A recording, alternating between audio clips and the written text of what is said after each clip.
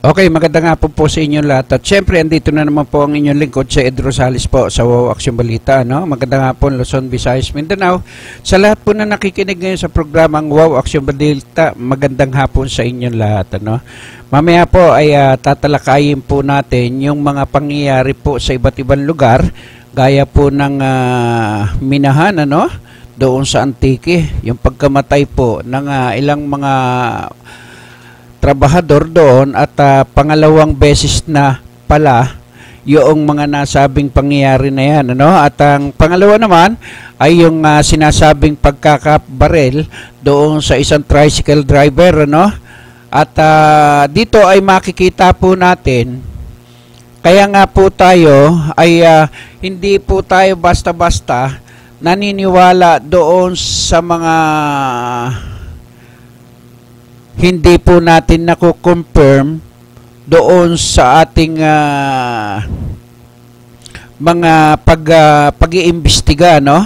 Sapagkat yung pangyayari po na yan ay napakaselan po yung pagkakapatay doon sa isang nasabing tricycle driver na ayon doon sa nasabing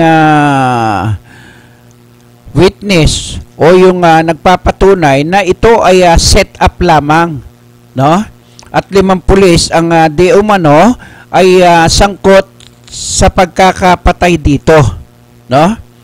At siyempre, at ang isa sa pinakamabigat dito yung command responsibility ng isang commander, no?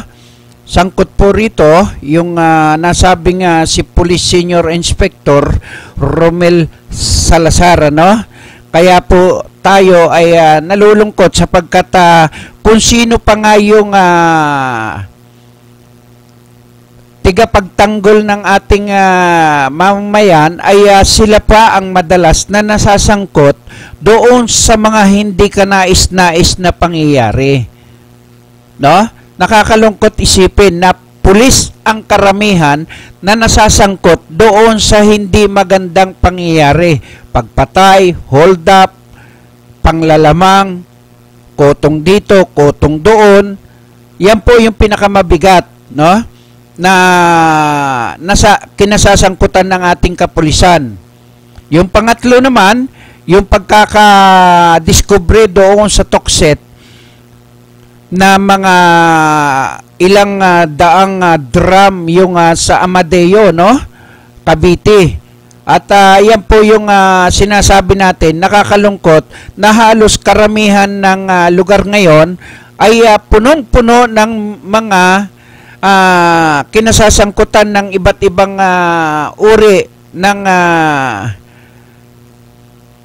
pagkakalason, no? Mga poison sa iba't ibang lugar at napakarami at nauuso ngayon yung mga pagkain, plastic, lahat na ano na yan. At ang hindi natin malaman kung sino-sino ang mga gumagawa nito. Ito ang dapat pagtuunan ng pansin ng ating pamahalaan, no? At ng ating mga tiga-NBI. Yan po yung mga talagang espesyalista pagdating sa pag-iimbestiga, no? At sila po itong may pangunahing magagaling na mga ahente ng pamahalaan natin, yung mga NBI na yan, no? Para maimbestigahan ang lahat ng mga pangyayari na yan, kung saan nanggagaling, saan nagmumula, yung mga nasabing mga lason, no? Na kapag nakain ng mga estudyante, ay hindi rin naman siguro alam ng mga estudyante na ito ay makakalason sa kanilang mga kaklase, no? Ang pinakamabigat, hindi lamang doon sa mga candy, no? Ay pati sa bigas meron na, no? Pati doon sa pansit meron na rin. Napakarami po, napakasama po ng mga nangyayari ngayon dito sa Pilipinas, ano? Ayaw po natin kung sino ang malas, no? Ng mga nanunungkulan sapagkat sumabay, no? Ay pagdating naman po doon sa mga minahan, no? ay yung DMCI daw di umano ang may-ari ng minahan na yan sa Antique, no? Tama yung sinasabi ng gobernador doon na ipasara na lamang yon sapagkat napakadelikado. Pangalawang beses na raw yung pagguho ng minahan na yan. At pag-aralan po naman nating mabuti, no? Kapag in-interview mo yung mga trabahador na yon, hindi rin papayag yung mga trabahador sapagkat napakarami rin pala na natutulungan yung mga minahan sa iba't ibang lugar. Ang dapat nga lang natin siguro nga ipatupad ng tama o bantayan nating mabuti ang mga minahan na hindi po sila lumabag doon sa batas ng kalikasan sapagkat yung mga pinadadaloy nilang mga tubig sa mga ilog, sapa at saka doon sa mga nasabing mga kakahuyan na yan ay namamatay po yung mga punong kahoy at saka yung mga tanim. Bago pala makapagpatubo yan kapag dinaanan na ng mga nasabing galing sa minahan, yung tubig na kanilang pinalalabas sapagkat may mercury pala yan, no? Na siyang sumisira sa lahat po ng mga madadaanan ng pagdaloy ng kanilang tubig galing sa minahan. Yan po ang dapat pagtuunan natin ng pansin. Hindi dapat natin pabayaan o ipasara ng basta-basta sapagkat marami rin pala ang mga trabahador na siyang natutulungan para magkaroon ng trabaho. Ang isa sa pinakamaganda dyan sa mga minahan na yan sa iba't ibang lugar, dapat may nakabantay para doon sa kanilang ginagawa, no? Huwag silang magtapon ng mga talagang tubig at padadaanin nila doon sa mga sapa o ilog o sa mga kakahuyan. Dapat lahat po ng ginagawa nila ay mapagtuunan po ng pansin ng DNR, no? Ang pangunahing nagbibigay ng permit po niyan yung DNR. Sapagkat sila po ang talagang pagdating sa minahan. Kaya pagka nagbukas po ang isang minahan, DNR lahat ang dapat managot, no? Kung ano ang dapat panagutan do sa pagkamatay, no? Ng mga ano na yan, ng mga trabahador sa minahan na yan sa Antique. Nakakalungkot isipin na dahil sa kagustuhan po ng ating mga kababayan na kumita ng pera para lamang makakain sila o mabuhay po nila yung kanilang pamilya, ay kahit na napakadelikado sa mga minahan at hindi nila alam kung kailang guguho ang nasabing minahan, no? Yan ay pangalawang beses na raw. Ayon doon sa mataas na opisyal ng Antique. Sapagkat kung papabayaan natin yan, na iyaan na lamang po ang pagtutuunan ng pansin, napakarami pong problema sa Pilipinas.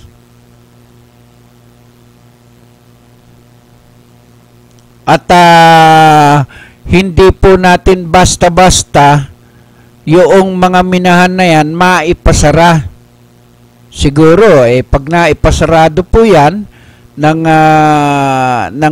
gobernador, ng lalawigan, ng Antique, ay siguro maganda kung mabibigyan ng trabaho yung mga trabahador po dyan sa minahan. Ang tanong po natin, ilan po kaya ang mga trabahador na mawawalan ng trabaho kapag ipinasarado po ng gobernadora ng Antique yang minahan po dyan?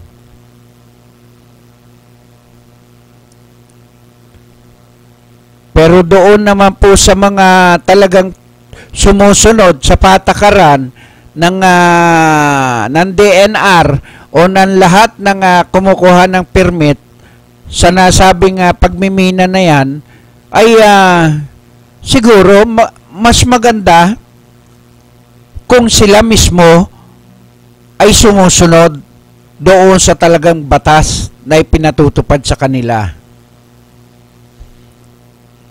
Okay, takuhan po naman natin yung mga pulis natin, no? Balikan uli natin yung pulis na mga nasasangkot sa iba't ibang pagpatay, hold up, kotong, no? Ay siguro naman ang ating bagong chief PNP na si Ricardo Marquez, sana may magawa siya, no?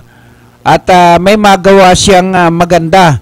Kagaya ng mga itinitext sa atin na yung allowance mula nung 2013 hanggang 2015 ay wala po sila natatanggap, no? Productivity daw 'yon, no? Ay tapos doon sa nasabing training center, no? Sa papuntang Region 10 ay umaangal din po yung mga nag-aaral doon ng PNP,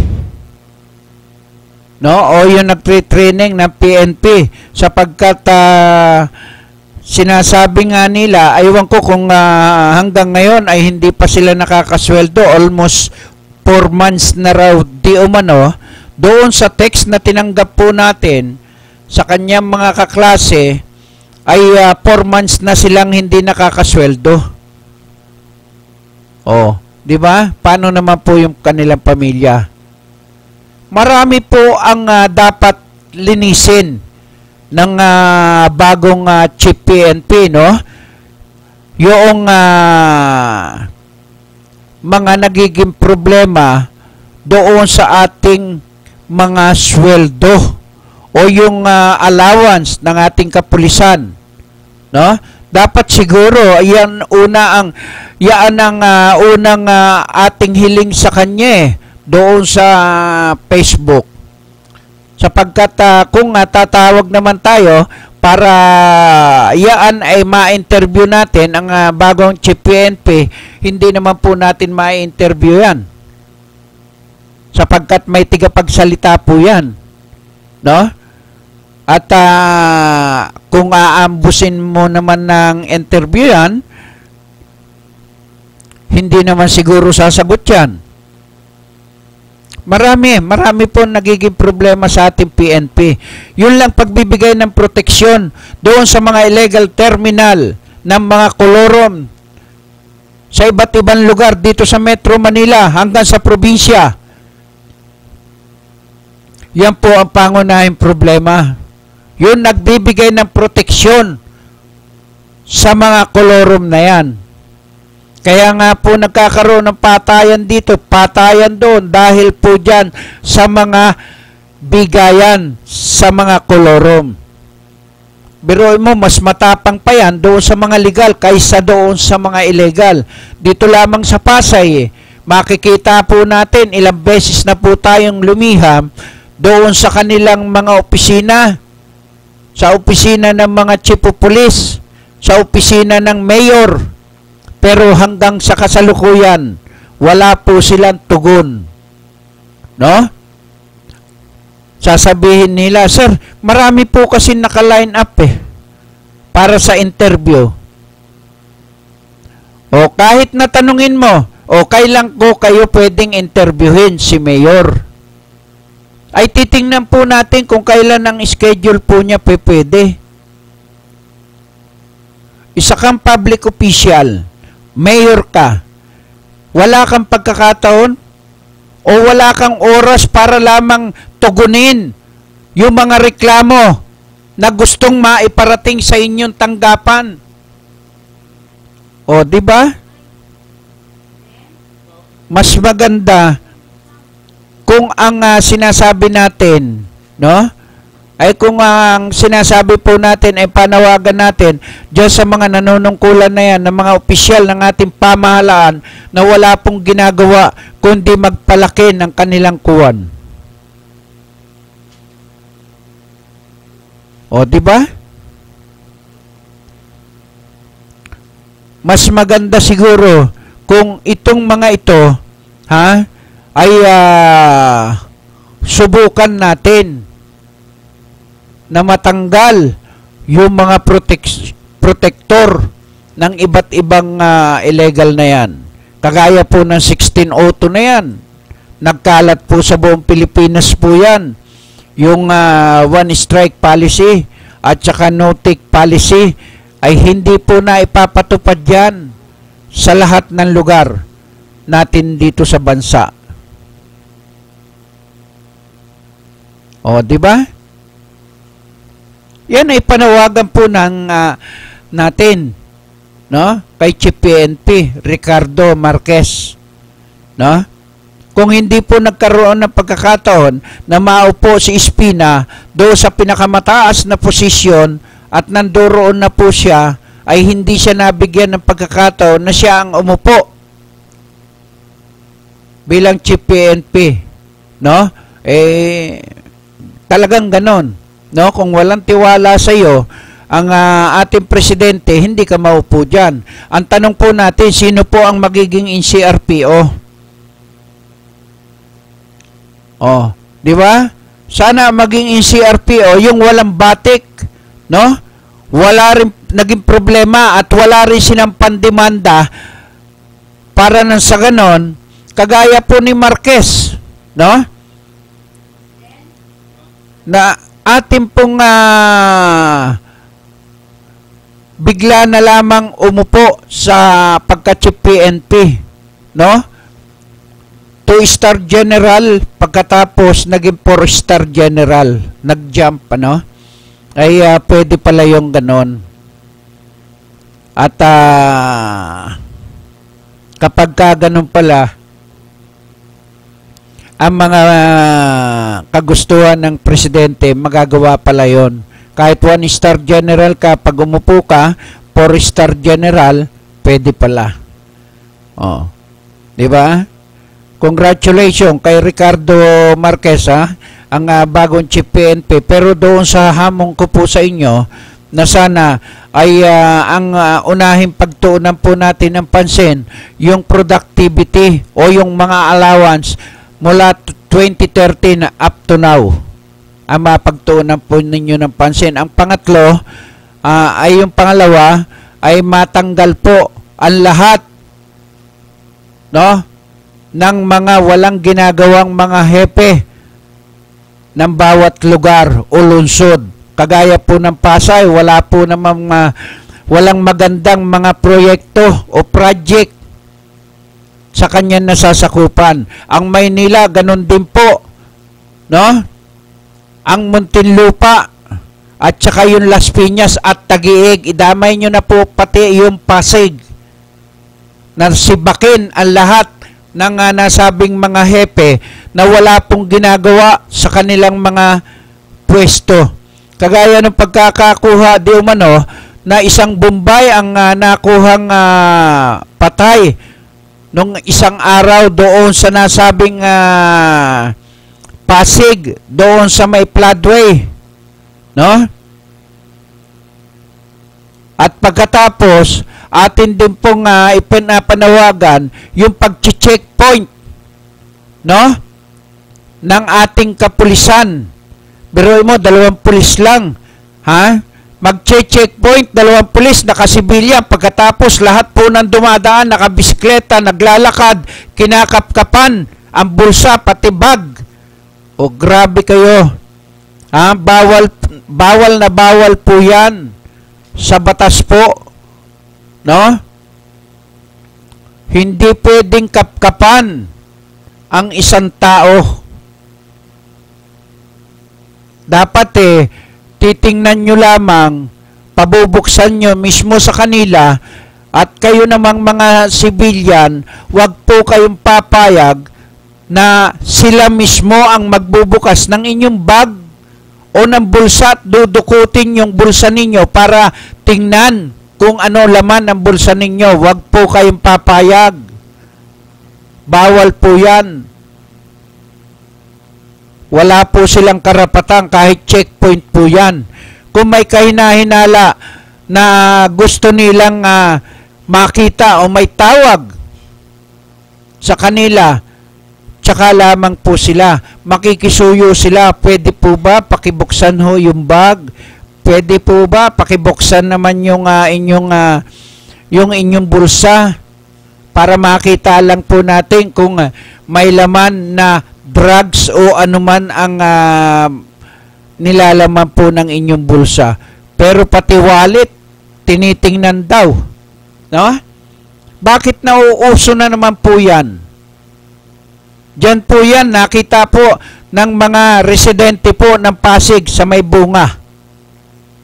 Nung inaabangan po natin, hindi po natin matsambahan, sayang. Araw-araw daw po yun eh. No? Araw-araw po nagche-checkpoint na wala naman po nakalagay na checkpoint. Yung karatula po. At madalas nandoon sa dilim. Dalawa lamang po sila na mga nakasibilyan. O kaya po tayo nalulungkot, may mga nagche-checkpoint. Ha? Diyan sa nasabing area ng Pasig. Mahiya naman po kayo. Ha? At halos siran-sira na po yung nasabing ating mga PNP dahil dyan sa mga pangyayari na yan. Dahil sa mga ginagawa po ninyo, kayo rin po ang nasisira.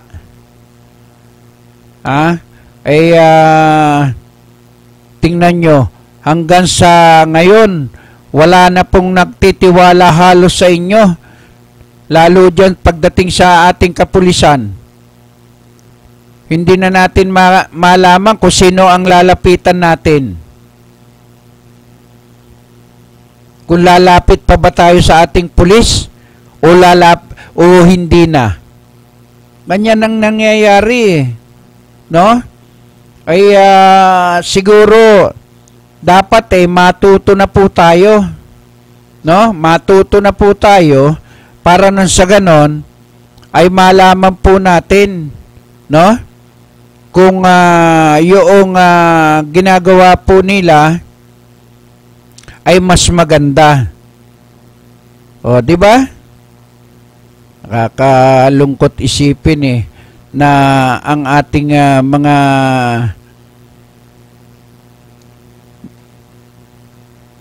pulis walang ginagawa kung hindi mas madalas nga yung ating mga kapulisan tulog sa kanilang pwesto O, di ba? Kung papansinin po natin, no? Ang mga nasabing yung nasabing mga pulis diyan napakalat-kalat lamang sa pansitan na wala naman pong ginagawa sa kanilang mga lugar, no?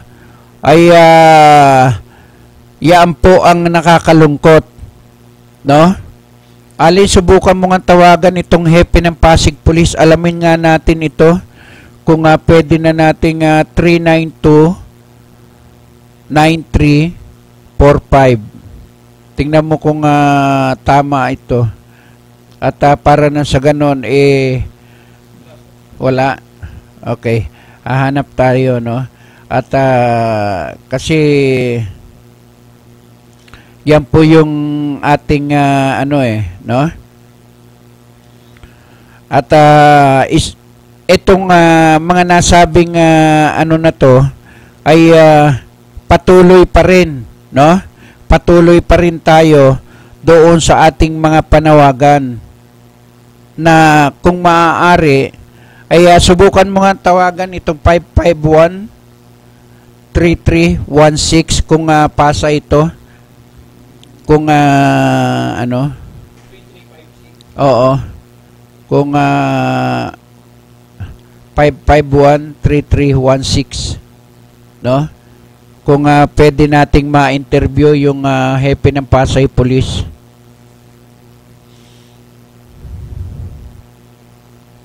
At nang malaman natin yung mga natin, sapagkat aalamin natin yung letter natin doon sa mga nasabing hepe nila ay hanggang sa ngayon ay wala pong katugunan, no? At wala man lang nangyayari doon sa mga ipinaparating po natin. Yung mga illegal terminal ng bus diyan sa may hangganan ay hindi naaaksyonan, no? At patuloy po na ang nasabing mga ginagawa ng mga bus na yan, ginagawa na nilang terminal nila o sarili nilang pilahan. Yun nasabing Rojas Boulevard.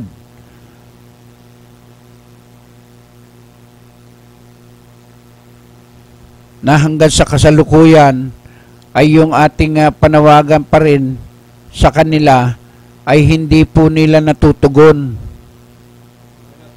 Wala. Okay, at yung iba naman ang anoin natin, para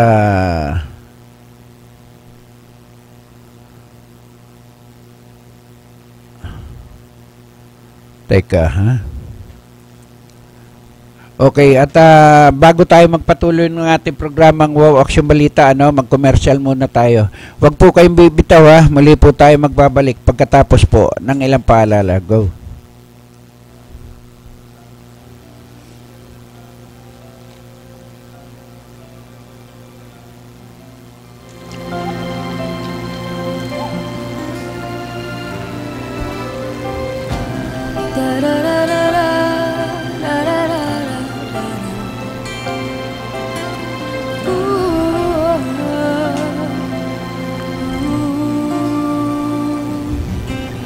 Sa puso, sa isip at sa panaginip, kasama kapiling kita. Laging mayroong bukas, laging may pag-asa, pagkat tuwina'y naandun ka. Malayo abot kamay ka na, aking padama, pag-ibig na walang kasing ganda. Darating din ang umaga na dala-dala'y pag-asa, ang ngiti sa puso ay madarama. Araw ay muling sisikat, tanglaw sa bagong pangarap, dahil kahit kailanman o nasan ay abot kamay kita. Sa pangungulilay, laging iniisip, naroon at naghihintay ka. Lungkot sa aking puso'y agad naglalaho, dahil alam kong nandyan ka. Darating din ang umaga na dala-dala'y pag-asa, ang ngiti sa puso ay madarama. Araw ay muling sisikat, tanglaw sa bagong pangarap, dahil kahit kailanman o nasan ay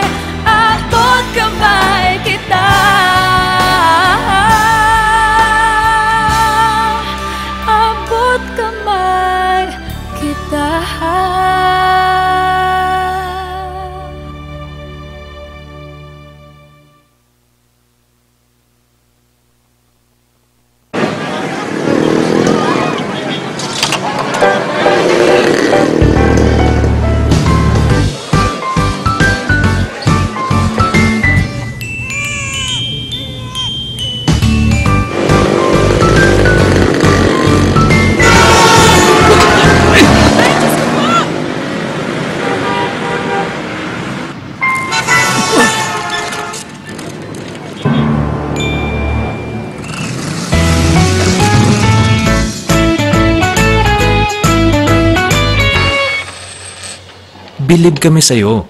Sa tuloy-tuloy mong hulog sa SSS, protektado ka at yung pamilya. Mag-member na. Pabahay ang pangunahing benepisyo ng Pag-ibig Fund. Pero marami sa atin ang may pangangailangan sa kalusugan, edukasyon at pang-araw-araw na buhay. Kaya ngayon, may Pag-ibig Loyalty Card. Sa Loyalty Card, maraming gamot, mas mura. Tuition fee, mas mababa. At LPG, bawas presyo. Simula pa lang ito, ng maraming dagdag ginhawa ng Pag-ibig Loyalty Card. Patunay na naman, sa pag-ibig ang pinaghirapan may katuparan.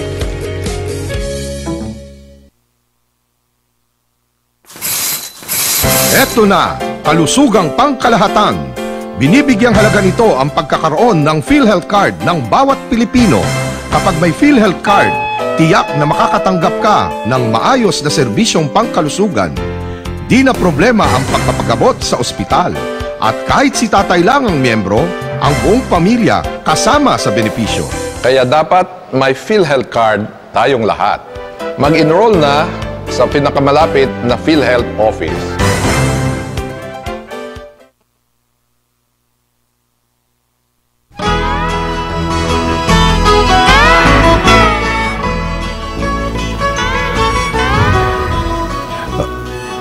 Okay, balik po muli tayo sa ating programang Wow Action Balita, ano? At syempre, yan po yung ating gustong ipanawagan sa lahat po ng ating kapulisan, ano?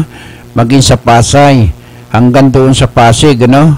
At hinahanap natin yung telephone number ng Pasig Police, eh.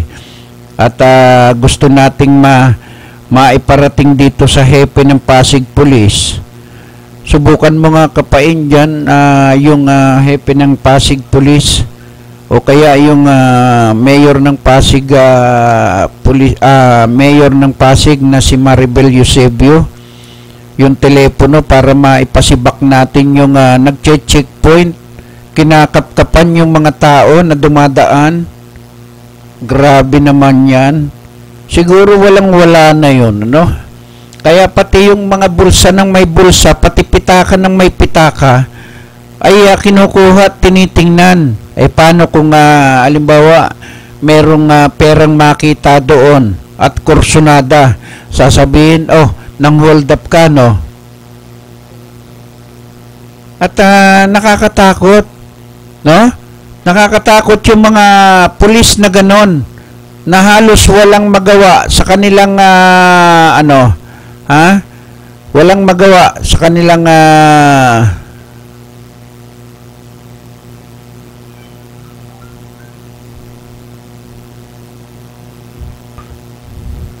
at halos walang magawa, no?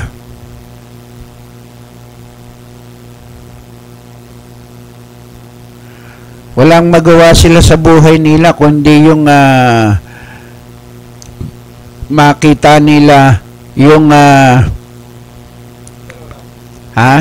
wala.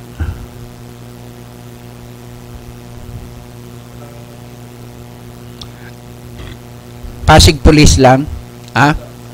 Wala rin. Okay, at di bale. At dito ay atin naman pong pagtutuunan ng pansin at para nang sa ganon ay malaman natin, no?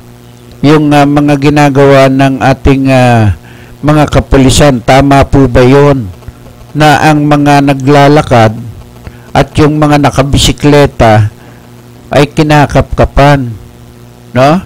Kinakapkapan po ng mga nasabing mga pulis na nakasibilyan. Kung checkpoint man yan, dapat pag checkpoint, mayroon nakalagay na karatula yan, no? Checkpoint. Kaya nakakalungkot isipin na kahit na magkaroon man ng checkpoint, no? Ay tuloy-tuloy pa rin tayo sa ating mga paglilingkod at pagsiservisyo publiko, sapagkat hindi natin matsambahan, ano? Hindi natin matsambahan. Halos 4 na beses na po nating inikutan yung checkpoint na nangangapkap na nagbibisikleta, no? Pati bulsa na may bulsa ay kinakapkapan, no? Ay kaya tayo doon dumadaan para kapag tayo ang ay makita ko muna, no? Makita ko muna, ma-video, pagkatapos tsaka ako dadaan at hindi ako mag-helmet para na sa ganon ay hulihin niya ako. Kasi yun po yung nakakarating na problema sa atin. No? Napakaganda kung ang mga taong yan ay mahuhuli, no? Sana ay mahuli natin. Dahil yan ang no? Dahil yan ang talagang isa sa sakit ng ulo ng kanilang mga opisyal, yung ganyang sistema, no? Pagsapit ng hapon, mag-ingat po kayo diyan sa may pag-akyat ng tulay ng floodway, no? Sapagkat kung kayo nakabisikleta, kakapkapan din kayo. Masama, baka pagkapkap sa inyong bulsa, may malaglag na shabu, no? Ganyan yung mga gumagawa po ng pagkakapirahan Kaya tatandaan po ninyo, kaya po nating ibinubulgar, no, yung mga ganyang sistema po nila. Okay, balikan po naman natin yung mga tiga COMELEC. Pagka wala raw biometrics, ay hindi ka pwedeng bumoto. Ayon do kay Bautista, no? Ayon naman kay Makalintal, kahit walang biometrics at wala raw sa batas yun, no? Kapag ka ikaw nakapagparehistro na, ay yung biometrics na yan, kung hindi ka man sumunod, okay lang dahil nakarehistro ka naman. Ang kahirapan nga po doon, hindi natin malaman kung sino ang susundin natin, no? Yung batas ba na ipinatutupad sa buong mundo o yung batas ng mga bagong chairman ng COMELEC, pati yung PICOS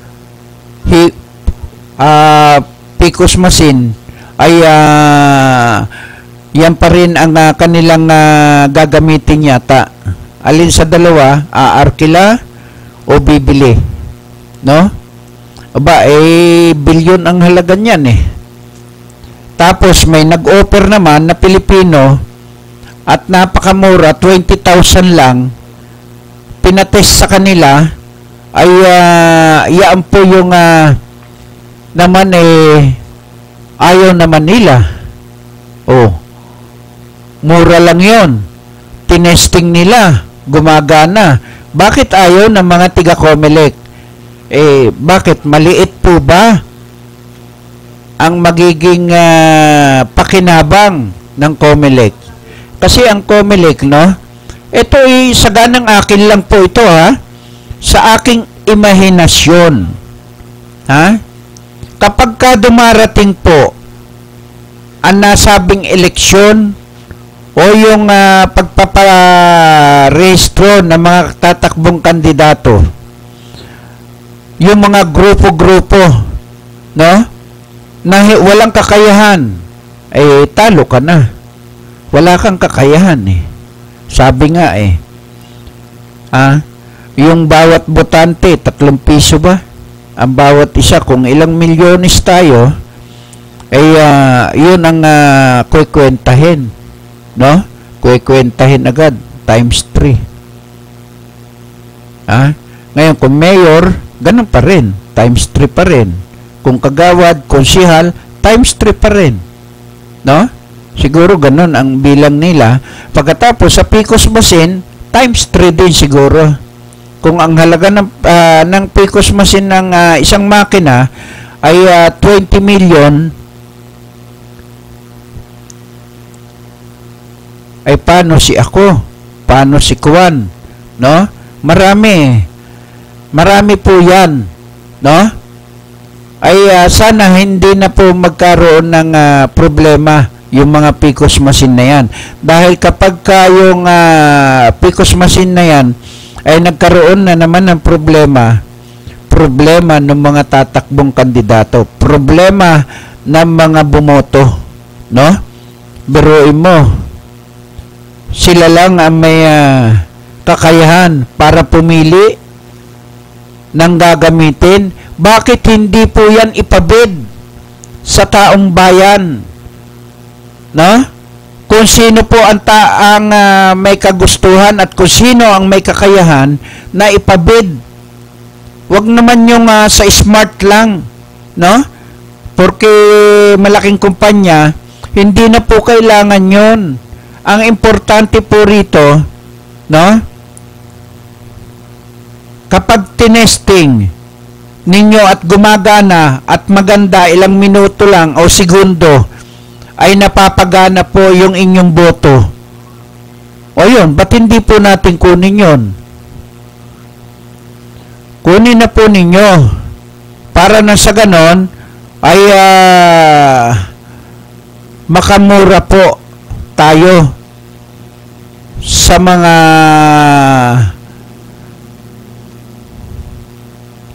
mga bibilhin natin.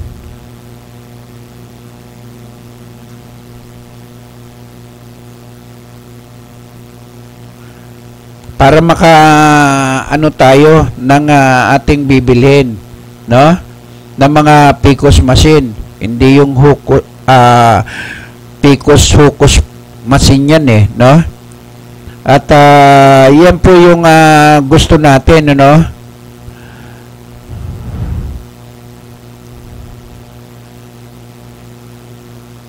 Yan po yung gusto natin na mabili ng tiga Comelec.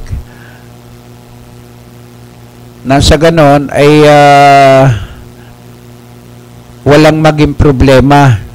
Hindi lamang yung Comelec ang may karapatan na pumili. Dapat ang taong bayan o kaya yung mga tatakbong politiko sa ating bansa ang 95% na pwedeng mamili ng kanilang gagamitin para sa botohan, no? Para na sa ganon hindi ba ang dapat naman ang pumipili po ng gagamitin at napagkakasunduan ng lahat ng mga tatakbo sa buong bansa. Kung PCOS machine ang napagkasunduan, hindi lamang ang Comelec ang dapat pumili. Dapat itanong din sa taong bayan, magkonsulta din po kayo, no?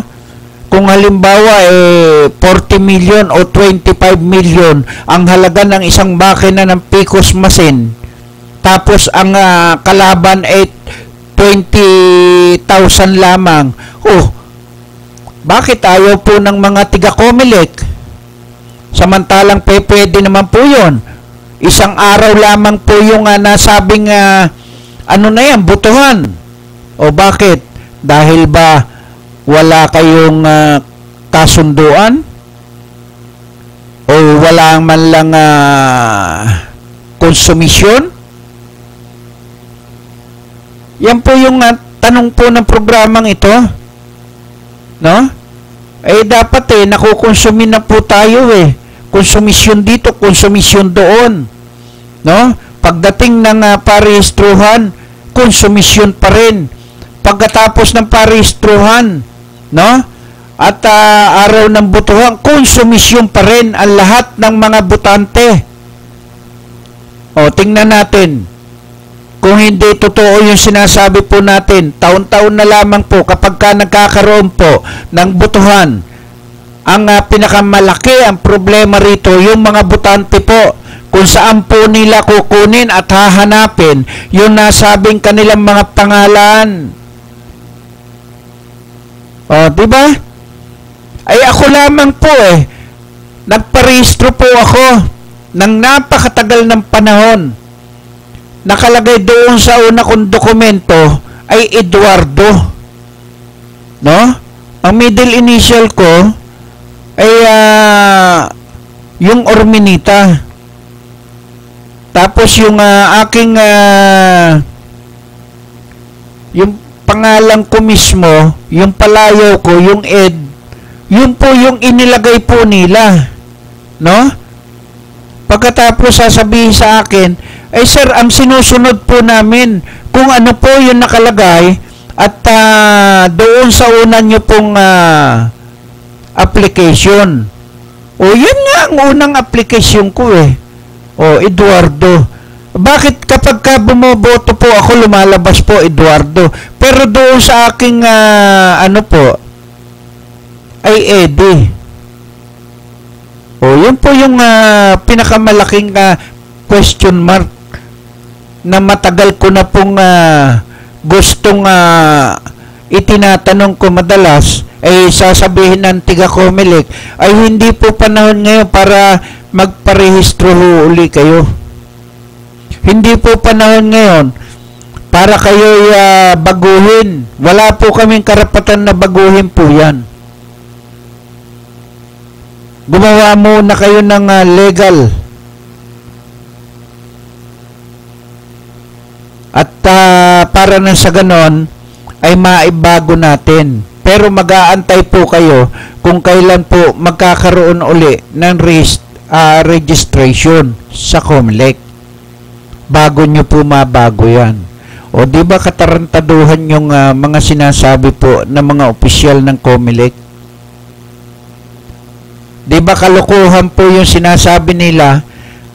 Ibig mo sabihin, ikaw na may pangalan, ikaw na mula noon hanggang ngayon, ay makakalimutan mo ba ang buong pangalan mo kahit nakapikit ka? Siguro naman hindi. Kahit ang birthday mo nga hindi mo makakalimutan. Oh. Ay yung serial number ko nga sa military, hindi ko nakakalimutan. Napakatagal na pong panahon nun. 14 years old pa po ako. Hanggang ngayon ay natatandaan ko pa po. Kahit nakapikit ako. Oh. Samantalang yan, pangalan ko mismo.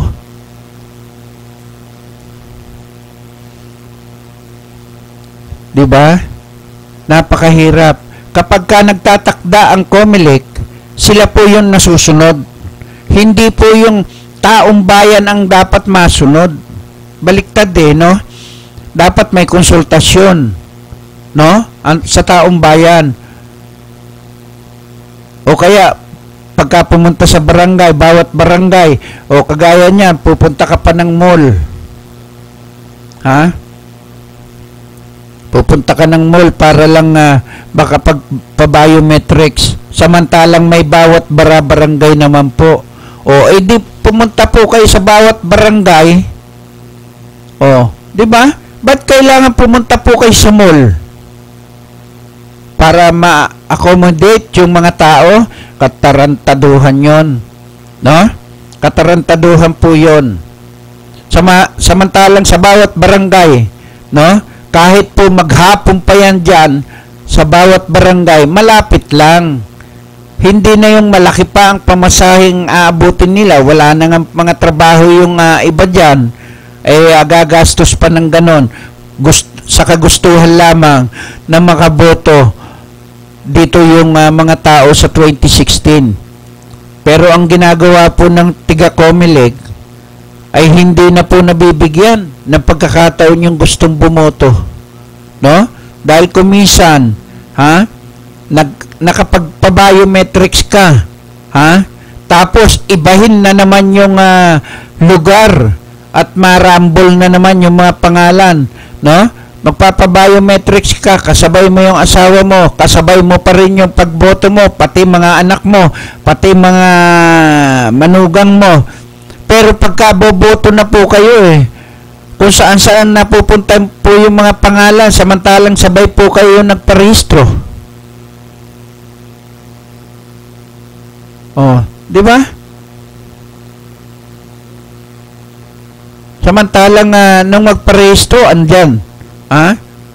Letter R, L, Tapos pupunta ka ngayon sa ibang lugar. Minsan yung iba, dito ka bumoboto dati sa Metro Manila, baka mapunta sa probinsya.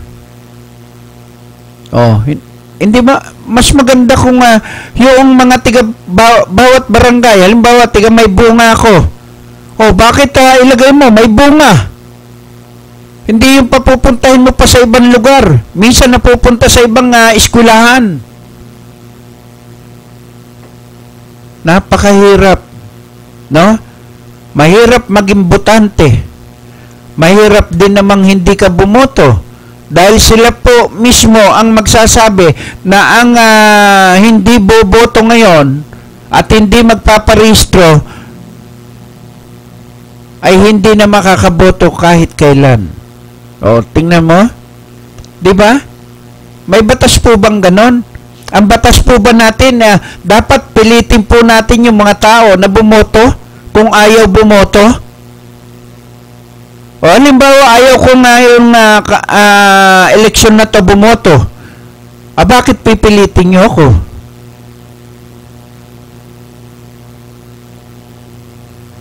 Kung ayaw ko yung mga kandidato O, hindi bali kung ang kandidato ay si Presidente Marcos pa rin. O.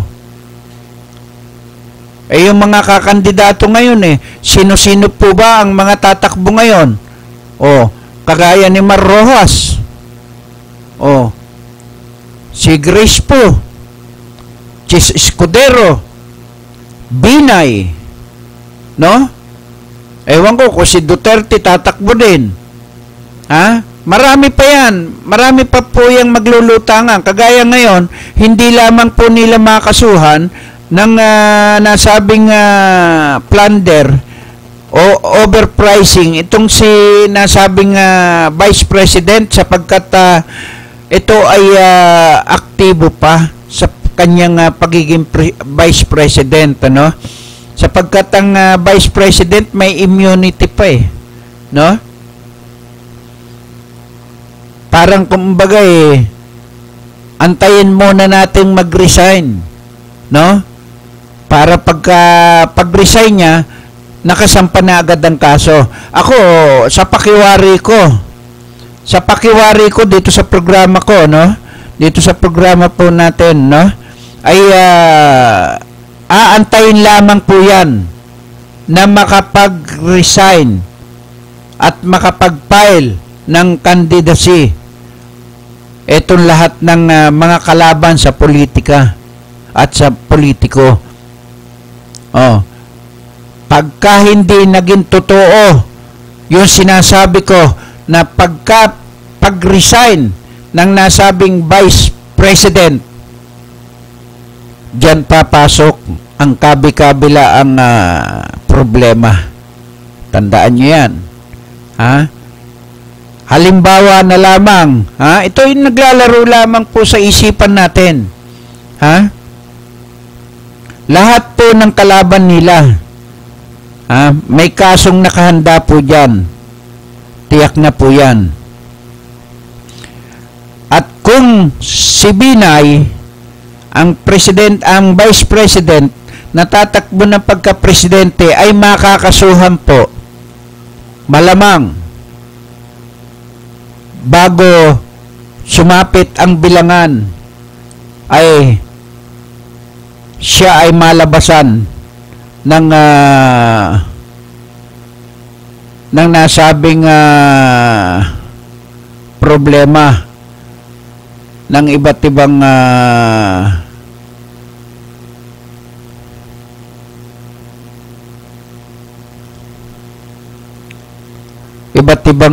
nasabing problema, no? At yan po yung ginagawa nila, no? Para na sa ganon ay nakakaano man lang na talagang ang ating mga ginagawa ngayon ay 'di ba? Ay mas maganda siguro kung ang mga ginagawa nila ay maipakita nila, no? Ngayon pa lang. Dahil sa ngayon kung makikita po ninyo no? Kung makikita po lang natin ay wala silang kaso ngayon. Pero sa susunod na araw may mga kaso na po yan. May mga kaso na po yan. Tingnan natin. Kung hindi totoo yung sinasabi ko na magkakaroon po ng kaso, yung mga yan.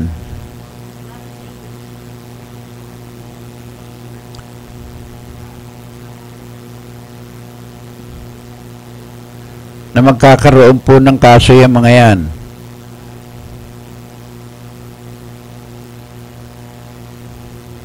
Sa kanilang no? Yan po yung magiging problema po ng mga kandidato ngayong eleksyon.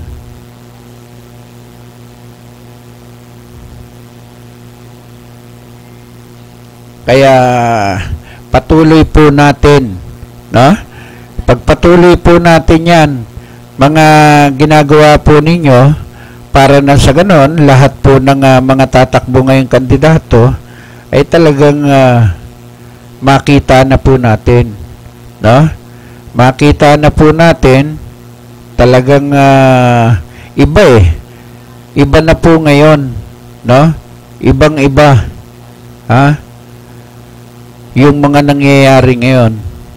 Dahil kung makikita po natin yung mga ginagawa po nila, no? Yung mga ginagawa po nila na talagang ginigipit nila yung bawat mga kalaban po nila o opposition, no? Ay tingnan nyo, sino-sino ba ang nakakulong ngayon? Panay opposition, si Senador Bong Estrada, yung ehersito, no, tanggal, no? At tapos ito namang mga iba pa na nakaantabay lamang yung mga isasampa sa kanila, no?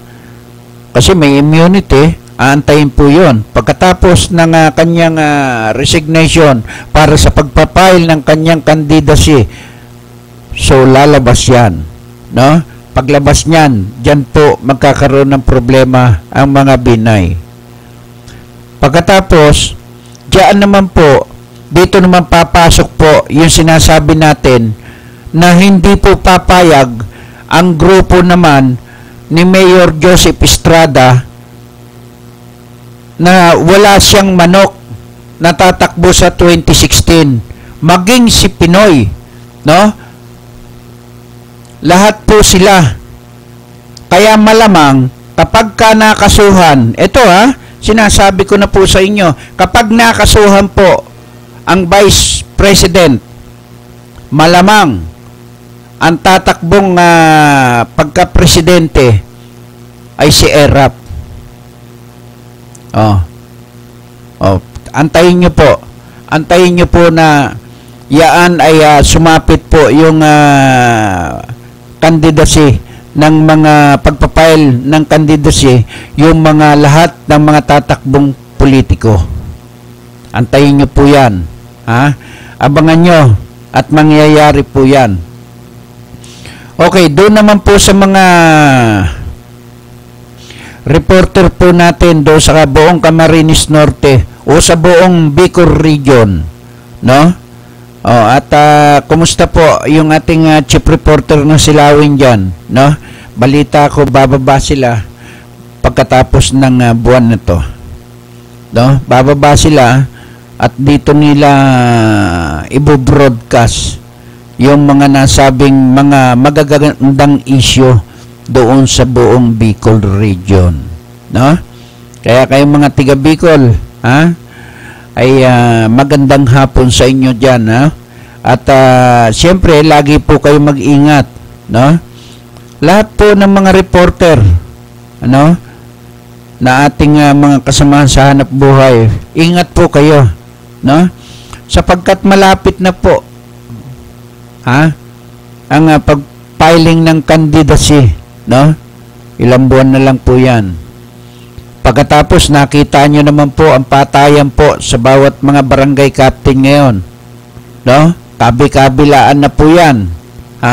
Nangyayari po 'yan. Ang pagkakaalam ko, pagka yan nagkakaroon ng labanan na ang nasabing mga barangay captain, kagawad, mayor, lahat po yan. Kapag kaalam ng kalaban na hindi po siya mananalo sa labanang parehas, no? Yung mga ganyang mga kandidato, wag nyo na pong iboto yung mga ganyan. Kasi pumapatay po sila. No? Pumapatay po sila ng mga kalaban nila. Dapat maging sports lang po tayo. Kasi isang araw lang naman po yan eh. No? Kapag ka natalo ka, di sa susunod. Pag nanalo ka, di ikaw ang winner. Ganyan sana. Tanggapin po natin ang katotohanan. Kung kayo ay matatalo at hindi naman po kayo talaga dinaya, kasi wala pong kandidato na nagsabing, oy, nang matalo ako, dinaya mo lang ako. Tapos ang umaapila kapag ka ang nakapwesto ay natalo, paano kung nangyari yon at natalo ka, nakapwesto ka? Ako, dinaya ako niyan. Paano nangyayari? Ikaw ang may hawak ng hurnuhan. Ikaw may hawak ng kaharian. Pagkatapos, sasabihin mo daw sa kalaban mo, kaya nanalo lang yan eh. Dahil dinaya ako niyan eh. Mukhang baliktad. Ang dapat naman daya, yung mga nakapwesto. Kasi kayo ang nakapwesto eh. Alanganin naman ang mandaya sa inyo, yung hindi nakapwesto. Diba?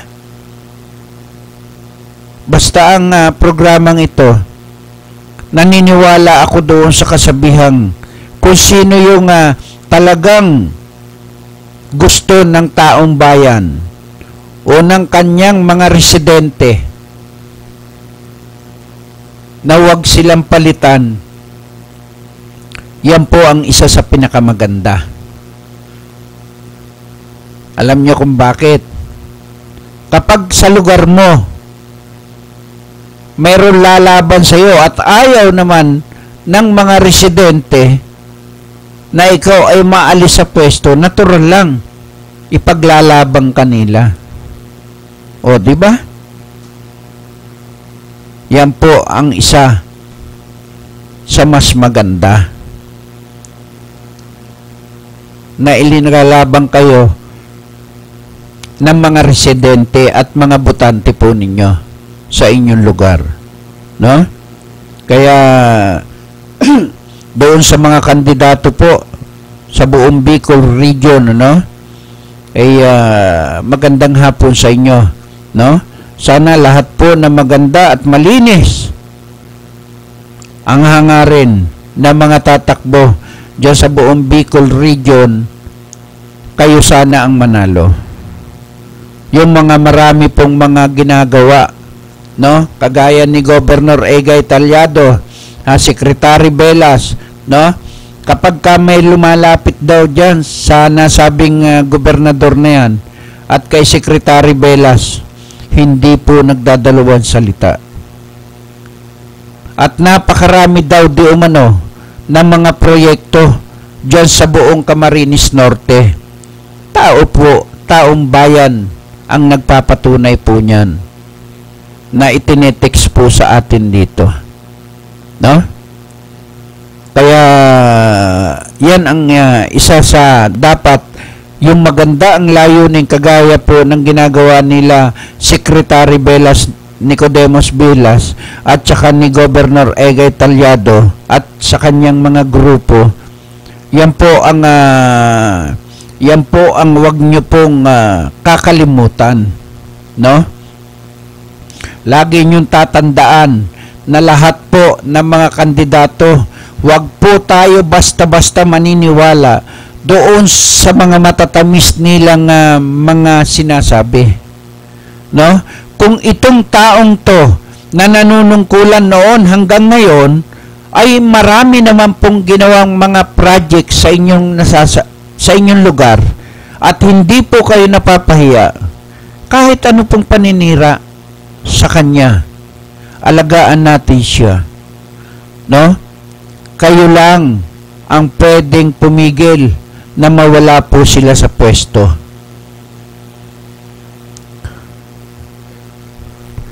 Kaya nakakalungkot isipin. Dito sa Maynila, napakarami po. Sa Pasig, nakita nyo naman po. Sa Pasig na lamang, ang mayor po dyan, sabi nga